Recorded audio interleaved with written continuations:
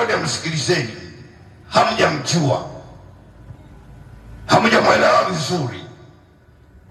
Anatuma waandishi wa habari, anawatuma makuhani, anawatuma na watu wengine kwamba nendeni na wale wasoma nyota, wanaanga, waliosomea habari ya anga, mambo ya nyota na mwezi, wataalamu wanaojua. Hawa wapo watu waliosomea. Sasa akasema nendeni mkachunguze sana, mje mniambie, mfalme, mniambie habari za huyu anaitwa mfalme, mshauri wa ajabu, Mungu mwenye nguvu, amesemwa sana, naonekana na sifa kubwa kuliko mimi. Nendeni mchunguze sana, alafu mje mniambie. Anawaambia kana kwamba na nia njema. Anasema kwamba mkishakuja kuniambia, nami niende nimsujudie. Bwana Yesu asifiwe. Amen. Bwana Yesu asifiwe sana. Amen. Niende nimsujudie. Akawatuma watu hao. Wasingeweza kufika kwa urahisi, lakini waliongozwa wale mamajusi. Jamani, sio majusi, mamajusi, wataalamu mambo ya anga, waliosomea mambo ya nyota. Walipokuwa wanaenda, waliongozwa na nyota iliyong'aa sana. Ile nyota ilikuwa inatembea na wao wanatembea. Walipokuwa wanaenda na ile nyota ikiwaongoza angani, manake ilikuwa kubwa na mwanga mkubwa kuliko nyota zingine, walijua kwa sababu walisomea. Mahali ilipokuwa imesimama nao walisimama. Kwa ilipotua ikaacha kuendelea, Biblia inasema kwamba wakajua nyumba ndio hii alimo Yesu alipozaliwa. Na wote mnajua, sina muda wa kutosha kusimulia kila kitu, vingine utavisoma. Alizaliwa kwenye holi ya kulia ng'ombe. Biblia inasema wakaijua nyumba ile, wakaingia wale mamajusi. Biblia inasema walikuwa na furaha kubwa sana.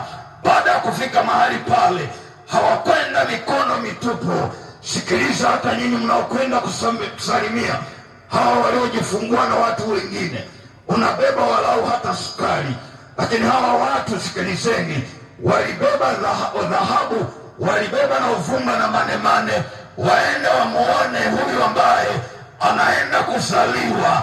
Biblia inasema kwamba walipofika mahali pale, walikuwa na mikoba kama hii hapa, walikuwa nayo, wameweka vitu vya maana mle, unisamehe, wakabeba vitu wameviweka begani na zawadi zao.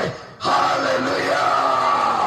Wanakwenda kumtolea mfalme wa ajabu anayekwenda aliyezaliwa.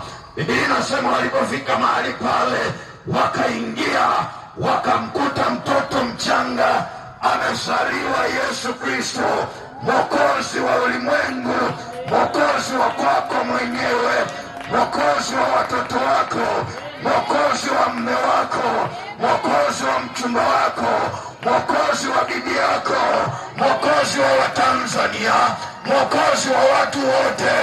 Wakafurahi, mioyo yao ikachangamka. Biblia inasema kwamba walipofika mahali pale, jambo la kwanza, hawakuwa na shughuli nyingine.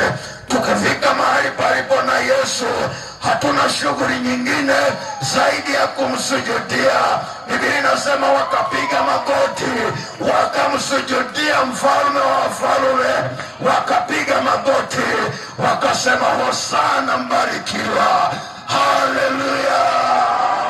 Wakaomba mahali pale, wakamsifu, wakasema atukuzwe mwana wa Daudi. Jina la Bwana libarikiwe sana. Pigia Yesu makofi wewe tunayemsema asubuhi hii ya leo. Biblia inasema kwamba wakatoa zawadi zao. Ushindwe wewe unayesemaga Yesu ni masikini. Ushindwe wewe unayesema walokole waliokoka ni masikini. Sio masikini. Kwanza Yesu mahali pale hawakwenda na zawadi za kitoto, walitoa dhahabu. Mnaelewa thamani ya dhahabu?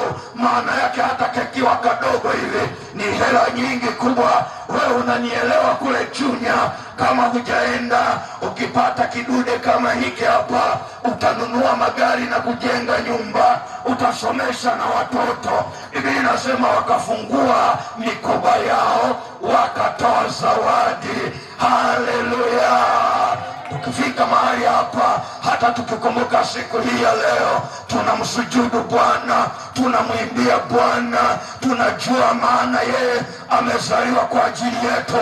Kama amezaliwa kwa ajili yangu, nashindwaje kumsifu kwa nyimbo? Nashindwaje kuomba maombi ya maana? Nashindwaje kufurahi? Maana aliyezaliwa ndiye atakayeniponya na kansa yote. Atakayezaliwa ndiye atakayeniponya na ugonjwa wa ini, ndiye atakayeondoa uvimbe wa titi, ndiye atakayeondoa fistula yote, ndiye atakayeondoa upofu wote. Haleluya!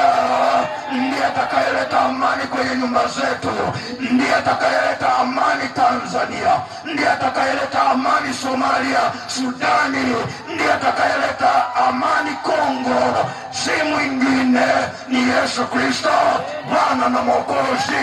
Jeshi likishindwa, tunamuuliza Yesu, mfalme wa amani. Haleluya! Mgambo wakikimbia, maana nao wanakimbiaga mgambo, maana wameshika lungu. Hawatapigana na mambo ya amani, mambo ya ufalme, hawatapigana na mambo ya rohoni. Hawa wanapigana physical. Sikiliza, sisi ni mambo ya ulimwengu wa roho. Kupigana kwetu sisi si juu ya damu na nyama, bali ni ulimwengu wa roho. Haleluya! Jina Bwana libarikiwe sana. Biblia inasema kwamba walipokuwa wamefika mahali pale, wakazitoa zawadi, wakafanya na ibada. Usije mikono mitupu nyumbani mwa Bwana. Ukifika mahali hapa ukafanya ibada, lazima ushughulike, umtolee na Bwana. Tena sio kutoa makapi. Sikilizeni, msitafsiri vibaya lugha ya namna hiyo. Toeni mambo ya maana kwa Mungu. Jina Bwana libarikiwe. Maana ndipo takapobarikiwa. Mtu anatoa dhahabu, mtu anatoa vitu vya maana kabisa. Biblia inasema kwamba baada ya kutoa wakatamani sasa warudi. Sikiliza, Herode anajua walishaenda. Wakipaona mahali pale, waje wamwambie amsujudie. Sikilizeni, mwangalie. Mwanzoni aliposikia atakayezaliwa ataitwa mfalme wa amani, alishituka. Herode akashituka, alafu anatoa oda wamuone, waje wamwambie. Sikilizeni, pana ukweli hapo? Hawajanielewa. Ngoja nirudie.